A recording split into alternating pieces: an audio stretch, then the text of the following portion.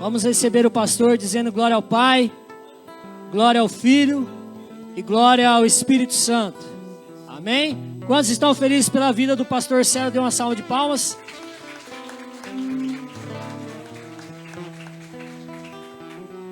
Boa noite a todos. Estou feliz e grato por estar aqui, pastor Walter.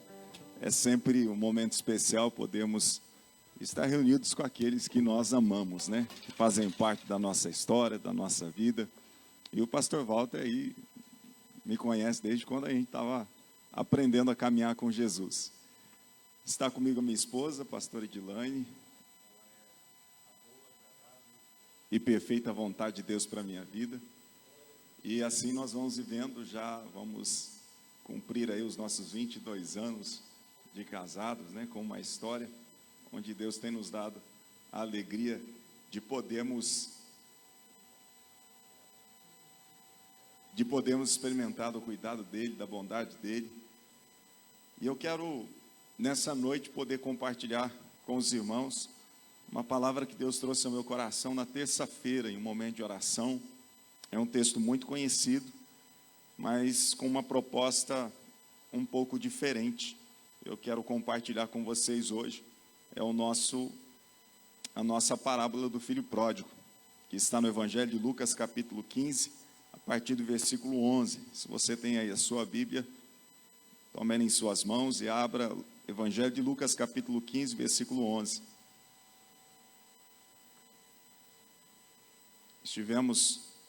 Participamos de um congresso esses dias, a Voz dos Apóstolos, onde tivemos a oportunidade de ouvir a palavra, sermos ministrados e provarmos de algo muito especial da parte de Deus.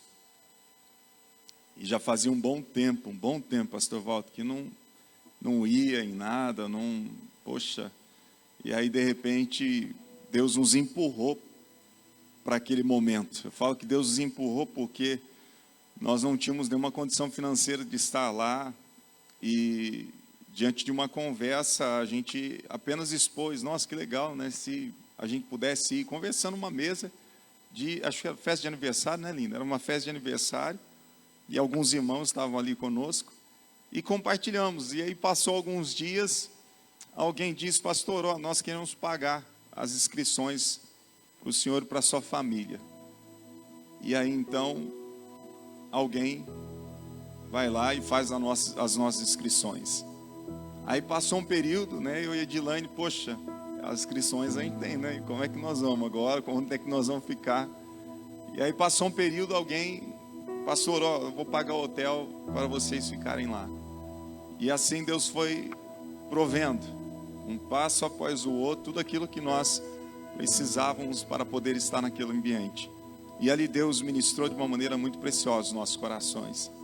E a gente sabe o quanto que é importante aquele que dá o alimento, também recebeu o alimento.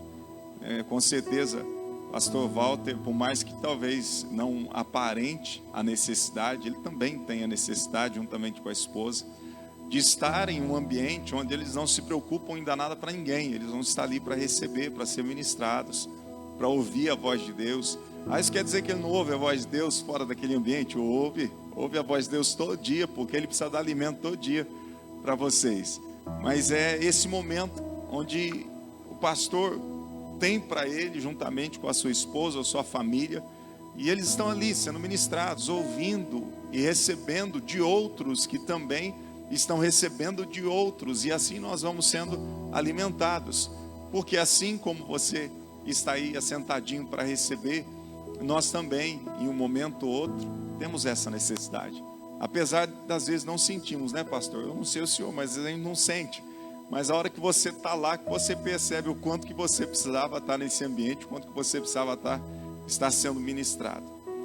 E eu quero compartilhar com você, então, voltando dentro do nosso texto aqui, Evangelho de Lucas, capítulo 15, versículo 11, diz assim, Jesus continuou, um homem tinha 2 filhos, o mais novo disse ao seu pai, pai, quero a minha parte da herança. Assim ele repartiu sua propriedade entre eles. Não muito tempo depois, o filho mais novo reuniu tudo o que tinha e foi para uma região distante, e lá desperdiçou os seus bens vivendo irresponsavelmente. Depois de ter gasto tudo, houve uma grande fome em toda aquela região, e ele começou a passar necessidade. Por isso foi empregar-se com um dos cidadãos daquela região, e o mandou para o seu campo, a fim de cuidar de porcos.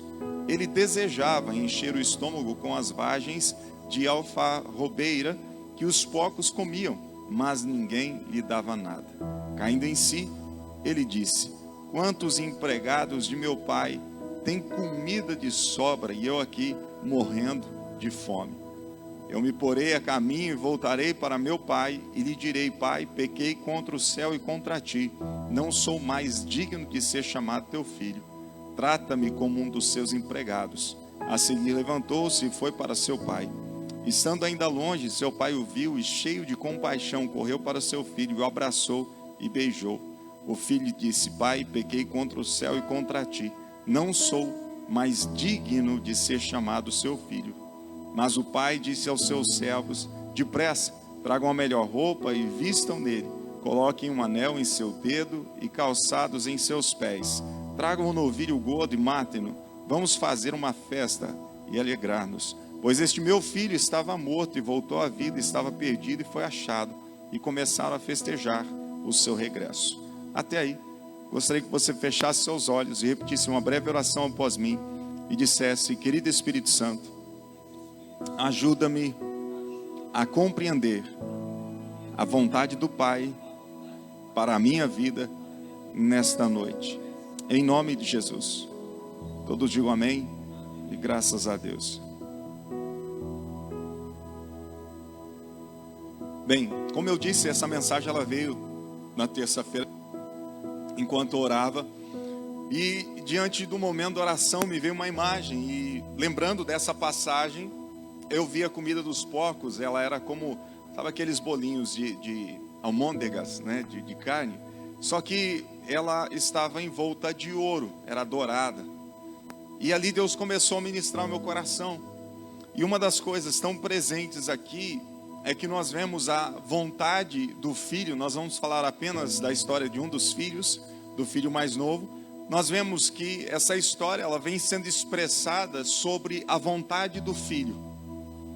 E ela começa falando que o filho mais novo, ele então quis, ele teve vontade, ele desejou, ele achou que era o momento, vamos dizer assim, para que ele pudesse desfrutar da propriedade, daquilo que era a herança dele para a sua vida. Então ele vai até o pai: pai, quero a minha parte da herança. Então veja, começa a história sendo expressada sobre a vontade que o filho tem. E a primeira coisa que ele expressa, a vontade dele era que ela tomasse a parte dele como herança. E por que ele queria a parte dele da herança? Nós vemos na sequência que ele vai então tomar aquilo que era dele, e ele sai para gastar aquilo conforme o seu bem queria, conforme ele tivesse vontade.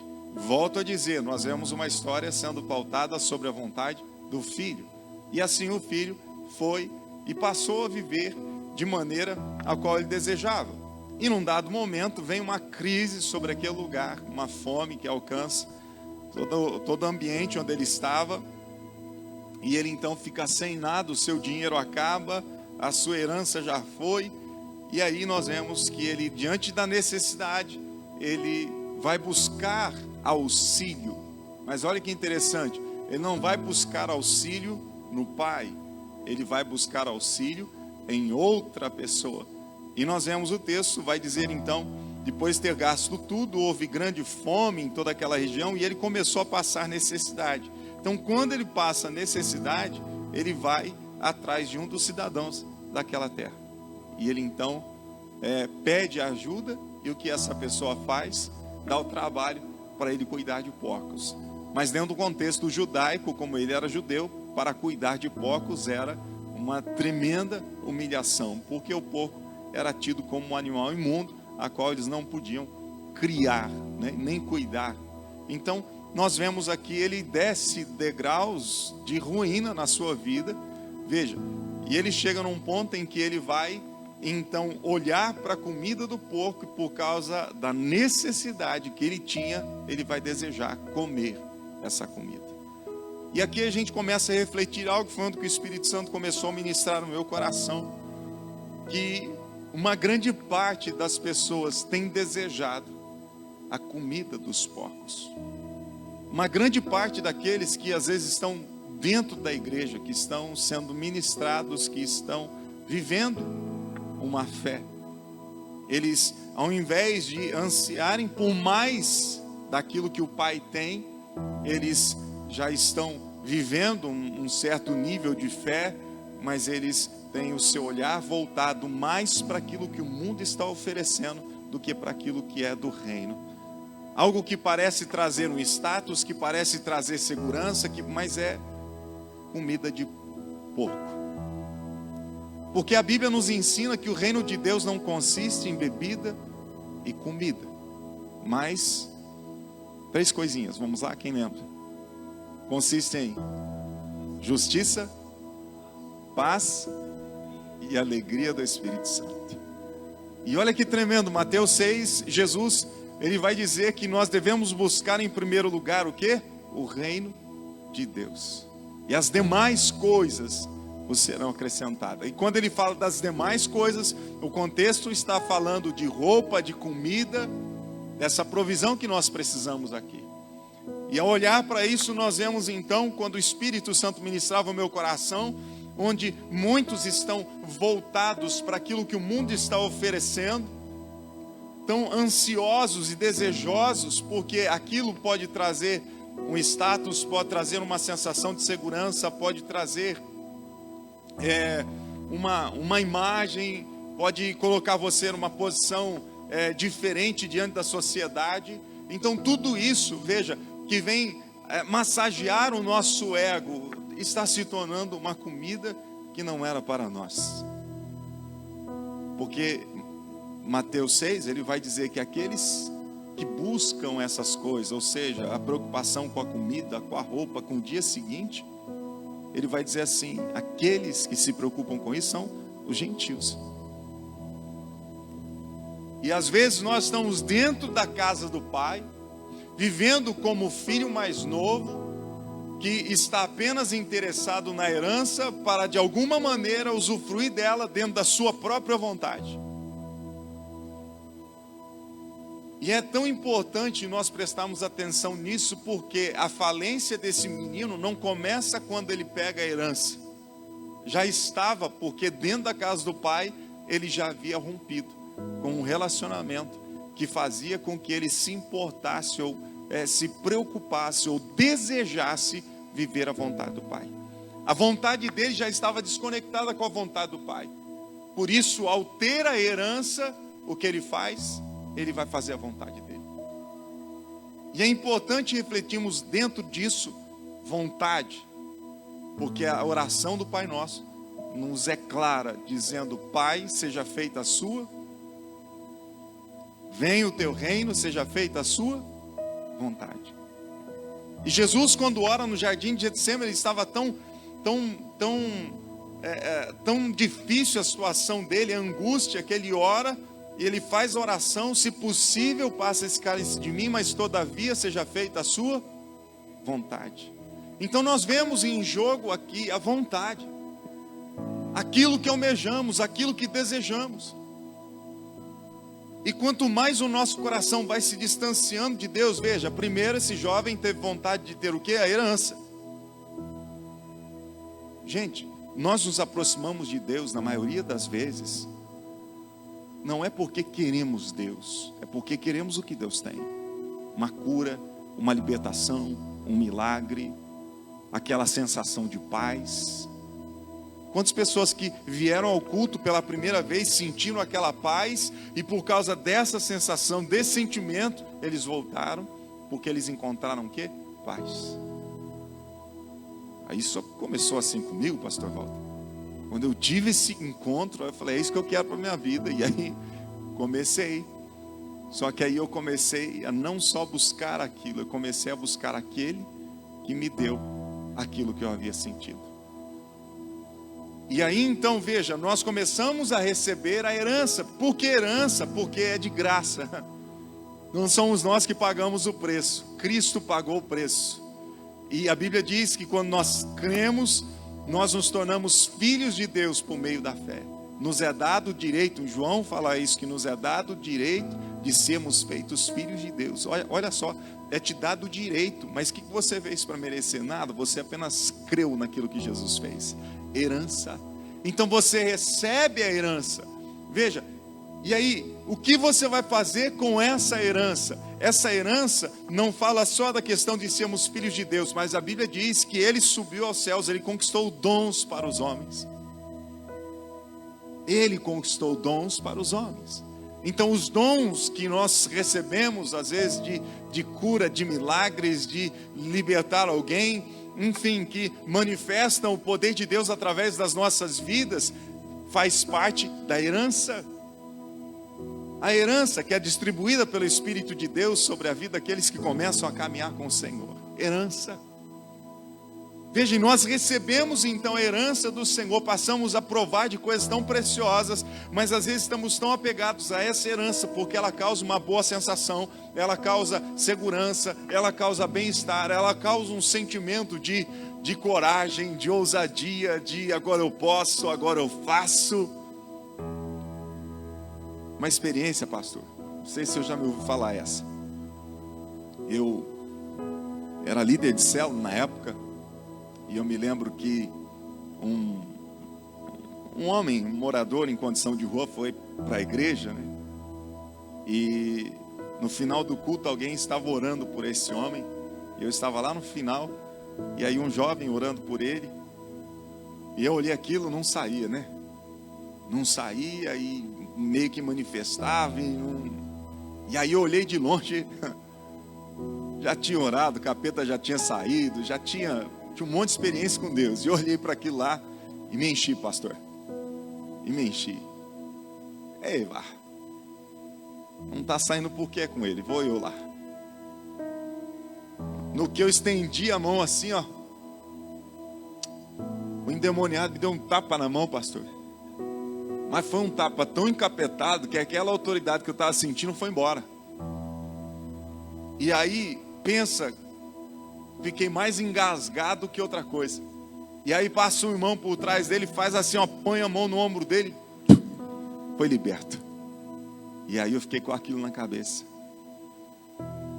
Pensa o tempo que demorou para eu querer encarar o demônio, pastor. Tive que trabalhar para romper com medo, com a insegurança, clamando misericórdia de Deus, dizendo: Senhor, me perdoa porque eu pequei.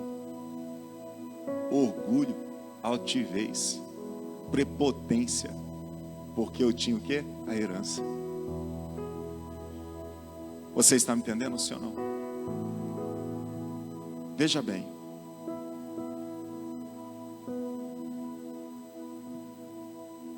Quando o filho toma a herança, ele sai.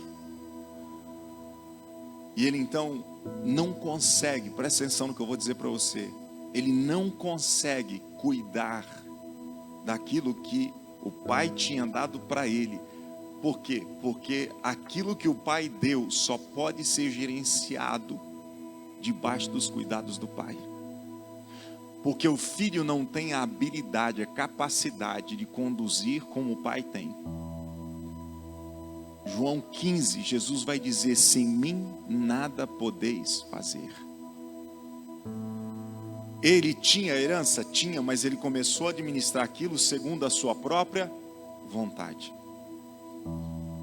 E sempre que nós nos movemos na nossa vontade, nós vamos chegar num ponto em que vamos olhar para a comida dos porcos e vamos desejá-la. E sabe por quê? Porque nós vamos estar vazios. Vazios do Pai. Porque a herança não é capaz de nos encher. A herança é o que nós recebemos, mas a comunhão, a presença, o relacionamento é a única coisa que pode preencher o coração de um filho de Deus, de uma filha de Deus.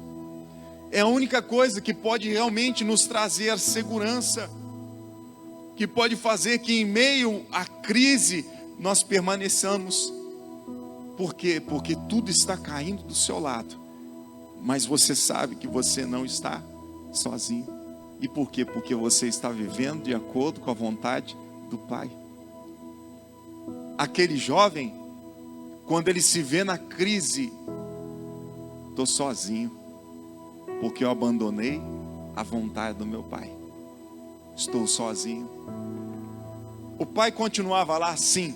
Os recursos estavam lá? Sim, porque o pai estava vivo. Então aquele jovem, se ele, eu vou voltar para a casa do meu pai, ele não precisaria nem chegar na comida do porco. Mas ele não tinha esse coração, porque aquele sentimento de acusação o tempo todo.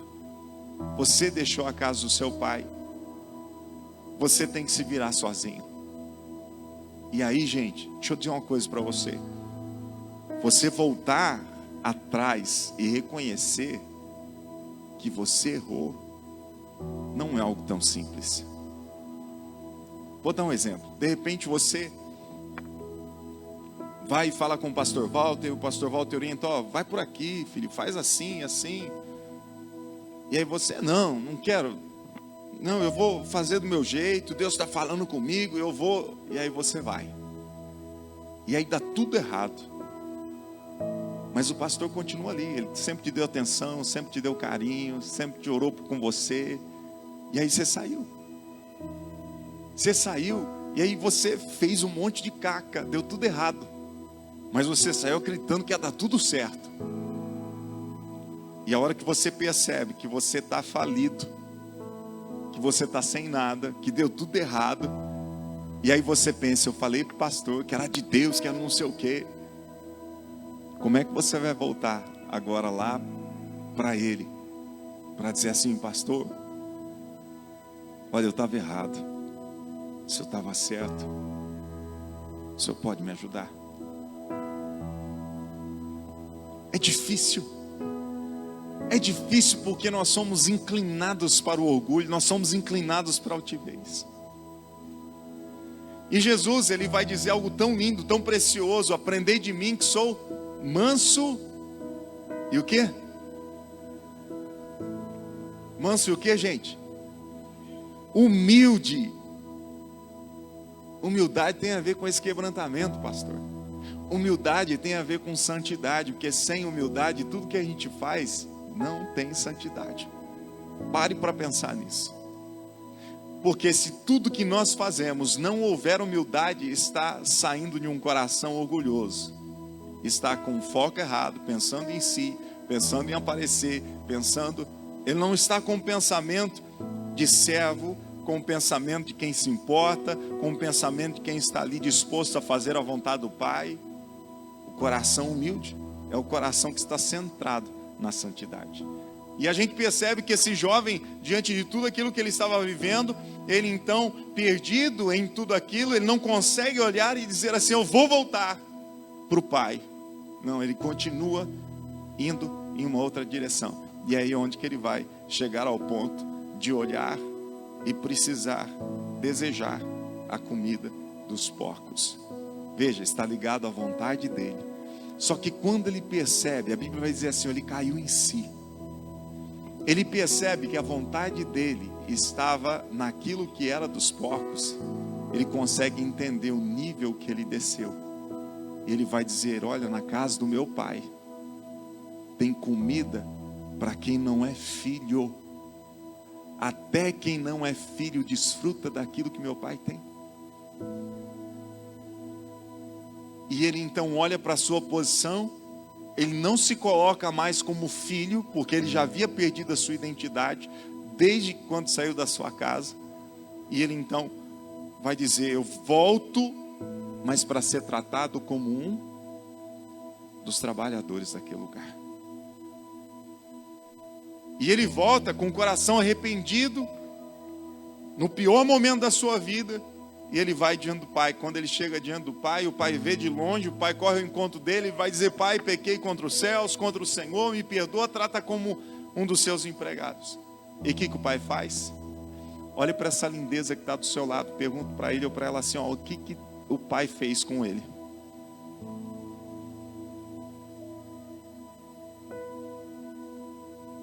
O que o pai fez?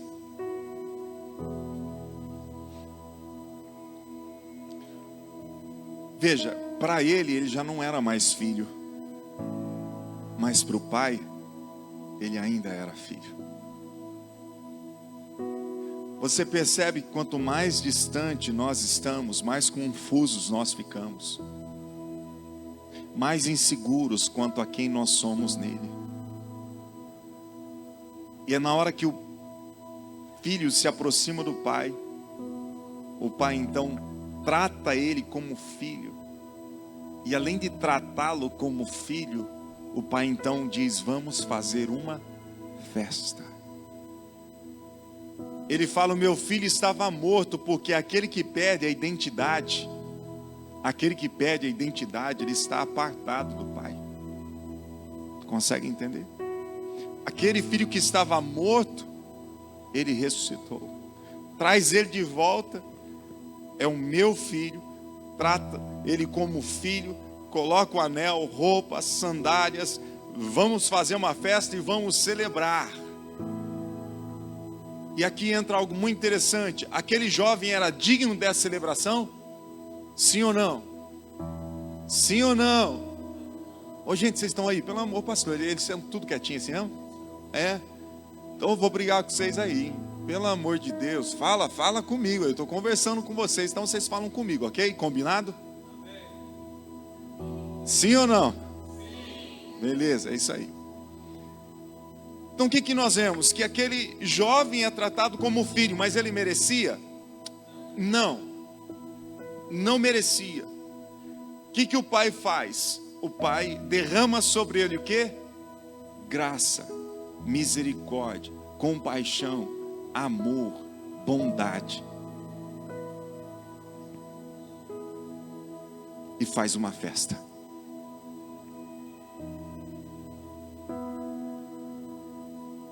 Se fôssemos eu e você, fosse os nossos filhos, você ia dar festa?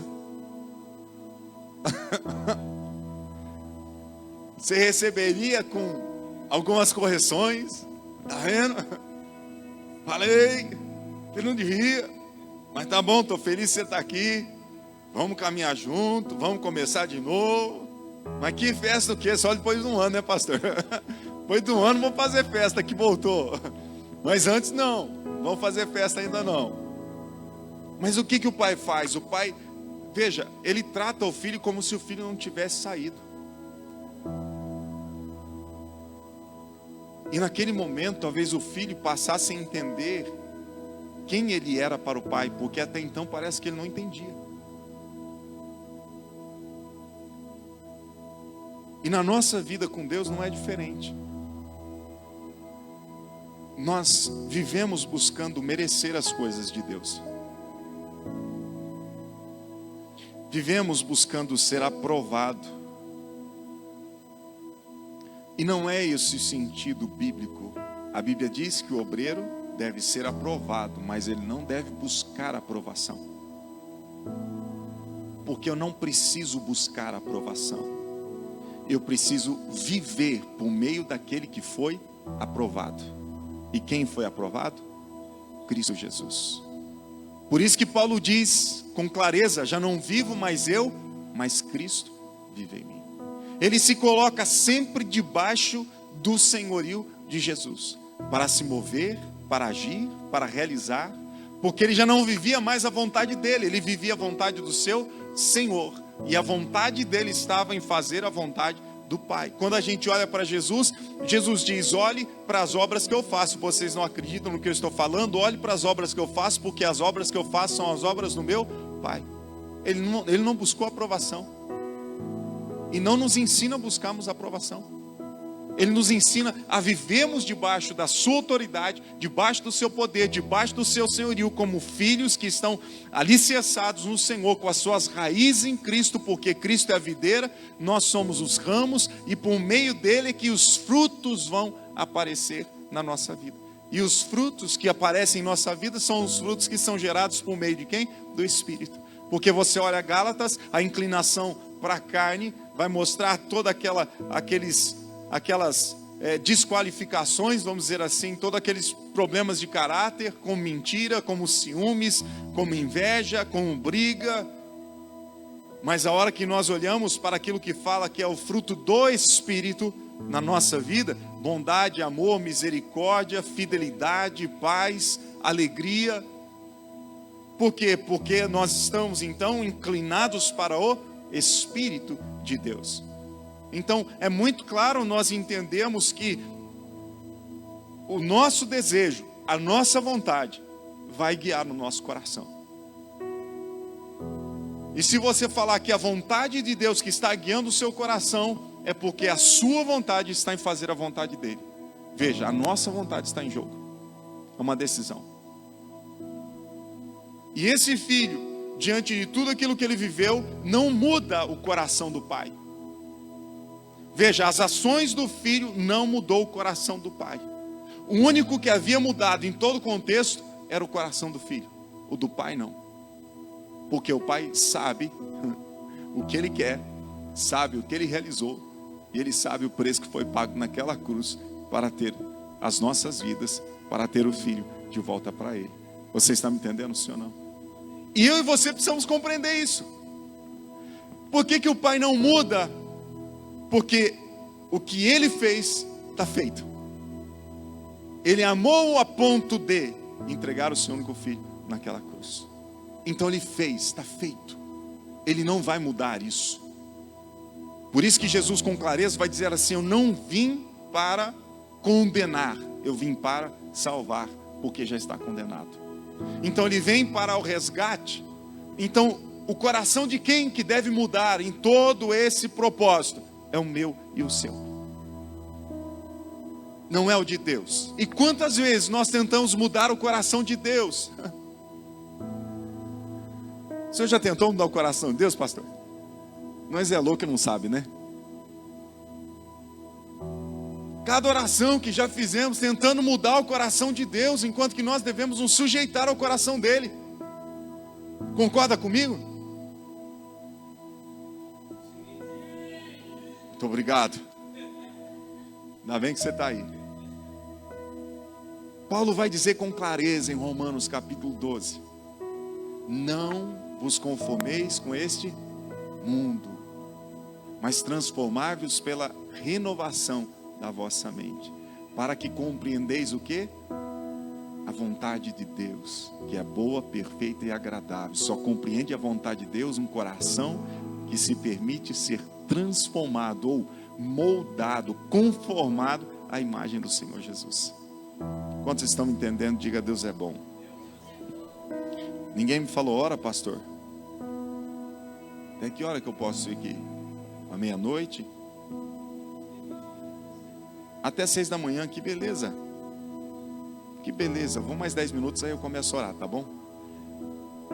Está me acompanhando, sim ou não? Então você percebe que esse filho, ele não olha para o pai como quem tinha mais para ele. Ele olha, ele diz: pai, me dá a herança. Ou seja, aquilo que ele entendia estava bom. Estava bom para ele, o que ele já tinha vivido das coisas do pai, estava bom. Ele não desejava mais. Por isso que ele fala assim: me dá o que é meu e eu estou indo para gastar do jeito que eu quero. E quando ele chega no poço, ao invés de ele voltar, ele não volta, ele vai mais longe. Aí a hora que ele chega num poço mais fundo ainda, aí que ele vai dizer: eu preciso dos cuidados que os trabalhadores do meu pai têm.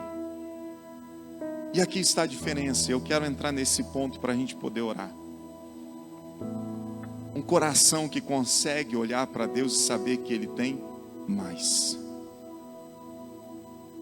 Não importa o quanto que você já viveu com Ele aqui, Ele tem mais. Não importa o quanto de experiências que você já teve com Deus, Ele tem mais. Não importa o quanto você já conhece dEle, você precisa conhecê-lo mais. Não importa o quanto que você entende da palavra de Deus, você precisa de uma revelação ainda mais profunda da parte dele, porque ele tem mais. Nenhum homem tem toda a luz necessária, porque se tivesse, ele então se tornaria um Deus. Todo homem tem a luz que é o suficiente para que ele olhe para Deus e continue dizendo: eu dependo e eu preciso do Senhor, porque o Senhor tem mais, eu não tenho tudo. Está me entendendo? Porque se chegar um momento que eu e você pensarmos: eu tenho tudo, eu não preciso de ninguém, aí nós vamos virar um capeta na história. Foi assim que o diabo virou diabo, sabia? Ele achou que ele não precisava mais de ninguém. Olhe para essa lindeza que está do seu lado, diga para ela assim: eu preciso de você.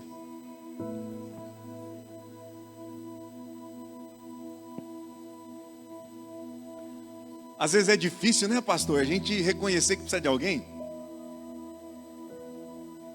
Eu sei que o pastor Walter não tem dificuldade de reconhecer que ele precisa da Osânia.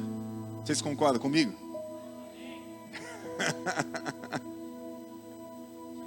Não é fácil não, né, pastor? Eu nem vou falar, mas nem vou prolongar a história, porque depois é que vai dar história. Então deixa eu ficar por aqui. O que acontece com a gente?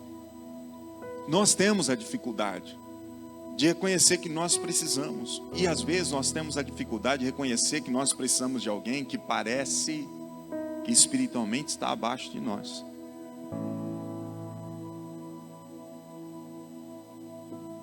E aí é que o negócio começa a tratar o nosso coração.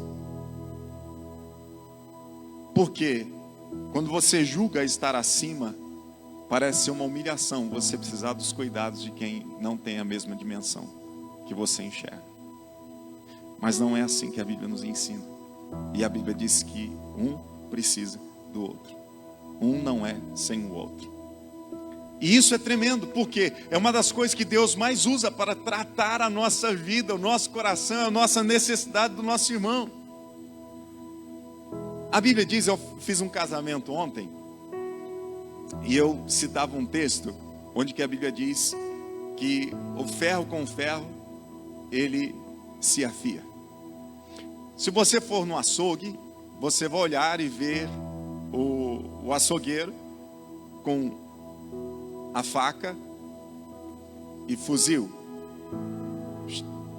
Não é assim? 2 ferros. Ele não está batendo, mas ele está trabalhando com os dois e ajustando o corte. Ferro com ferro se afia. E a Bíblia vai dizer que homem com homem, usando esse texto, vai dizer ferro com ferro se afia, homem com homem se afia. Ou seja, Deus vai usar a Osânia para tratar o pastor Walter. Deus vai usar o pastor Walter para tratar a Osânia.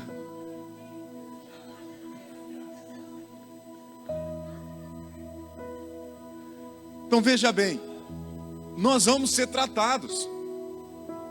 Deus vai usar as ovelhas para tratar o pastor.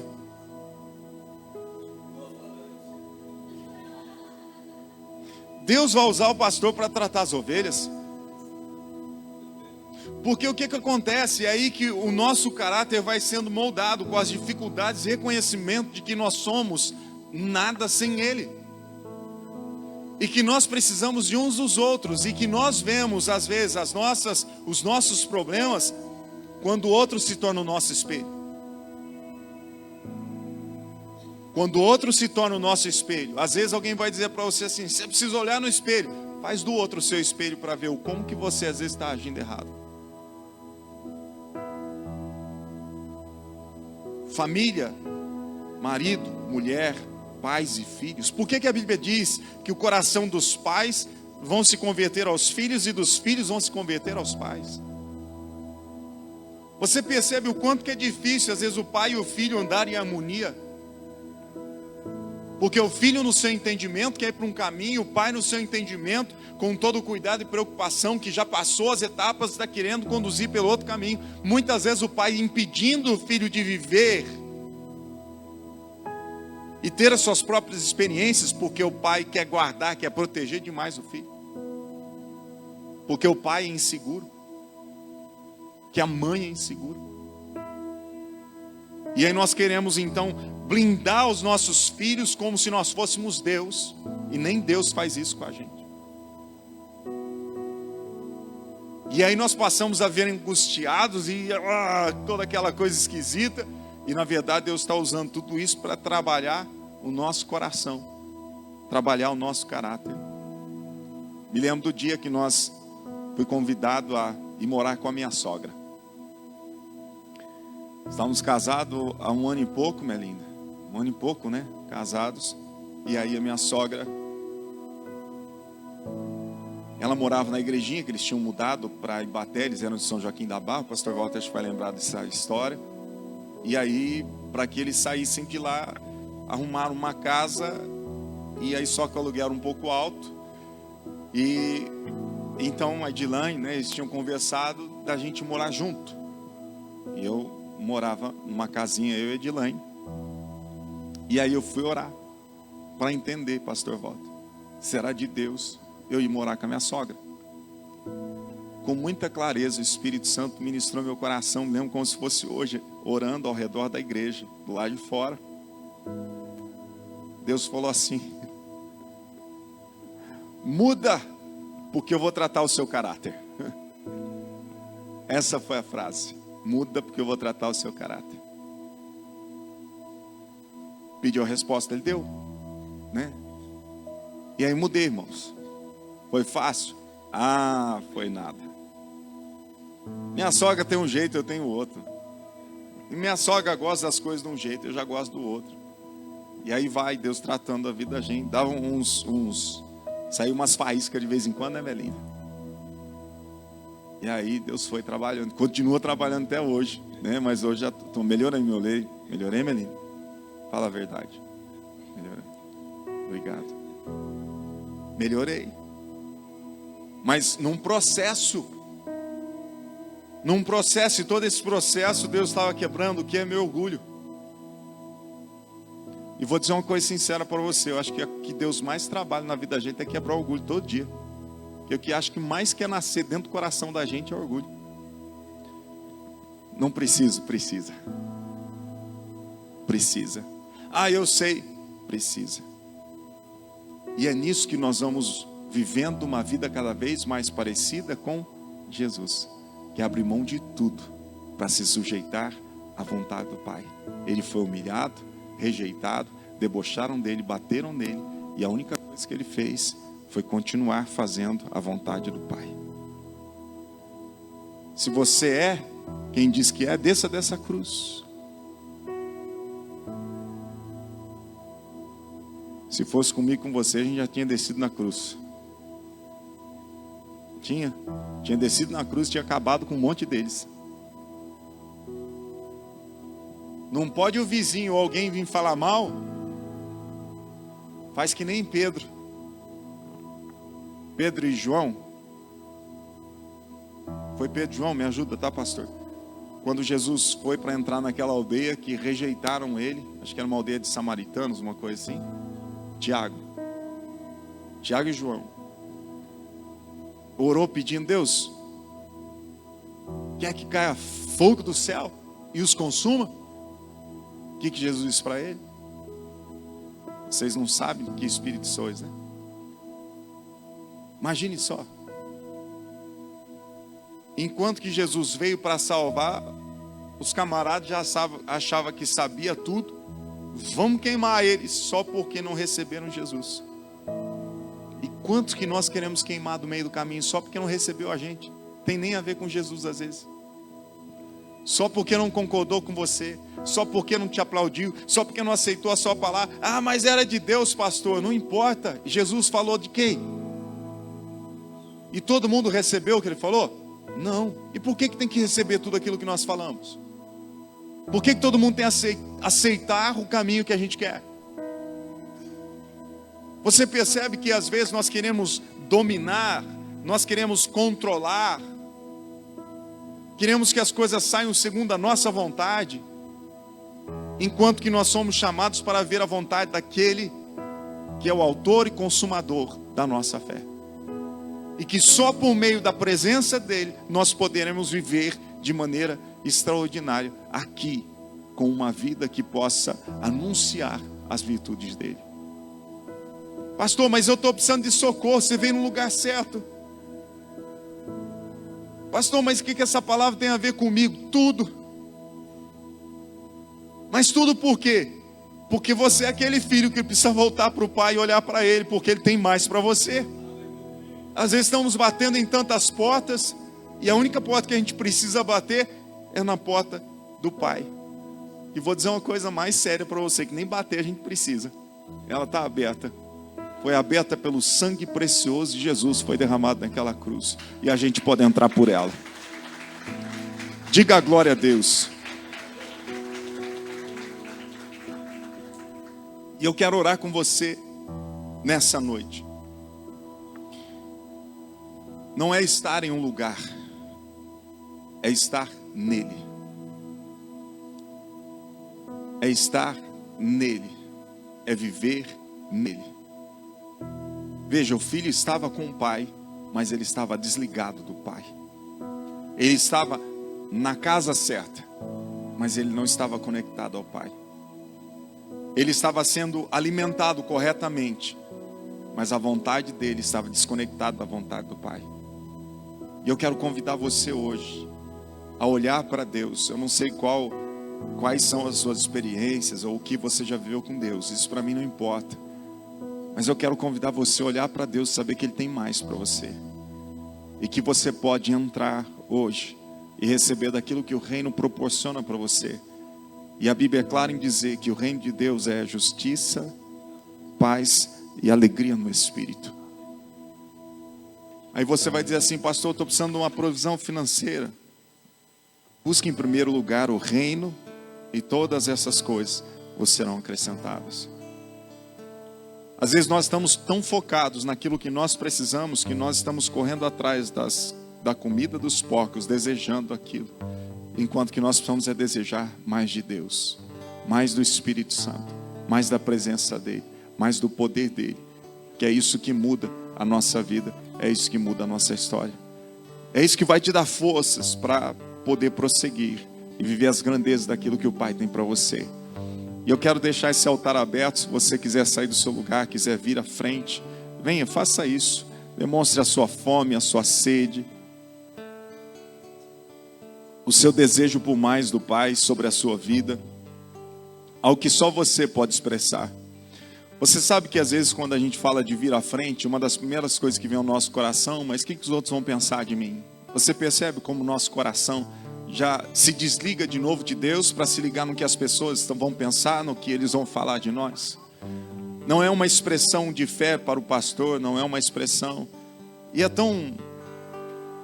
tão fácil a gente parar para pensar nisso, porque uma das coisas que a gente às vezes deveria fazer e não faz é realmente dar um passo onde a gente se humilha. Onde a gente se humilha, onde você reconhece, você diz assim: eu preciso mais de Deus, Senhor, e eu estou dando um passo de ir até aquele altar, porque eu reconheço que eu preciso mais do Senhor. E não importa o que os outros vão falar, não importa o que os outros vão pensar. O que importa é que eu quero viver a vontade do meu Pai, e eu quero mais do meu Pai. Por isso, sinta-se livre para vir ao altar, e se você vier, pode se aproximar bem aqui em nome de Jesus. E eu quero que você, ao chegar nesse altar, feche os seus olhos e fale com Deus. Diga para Ele que você está voltando. Diga para Ele que você está voltando para Ele. Diga para Ele que você quer mais da presença dEle. Diga para Ele que você está pronto para viver esse amor, essa restauração, para viver o propósito dEle para a sua vida. Diga para Ele: vem Espírito, nós precisamos de Ti, Senhor. Tua presença é preciosa, meu Pai. Anorra neve a sui de canto, lovanaba sui de canto, lovanaba súbria. Lance fora toda dúvida e venha com toda a fé do teu coração. Você não precisa bater na porta, porque o caminho foi aberto pelo sangue de Jesus. Entre através do nome dele, recebendo amor, misericórdia, compaixão. Caito braba canto lovanaba sui de canto lovanaba súbria. Perceba a presença dele. Perceba a presença dele. Vem Espírito. Aidou que neve a sui canto lovanaba sui de canto lovanaba súbria. Vem, Senhor, restaurar. Vem restaurar, Senhor. Vem trazer de volta Ó Pai, o poder, a presença que nos levanta. Canto rabachandorovanabasui de canto lovanabasui. Ah, meu Deus, como é bom estar aqui, Senhor. Fale com Ele, derrame sua alma. Derrame o teu coração, sim, Jesus. Sim, Pai.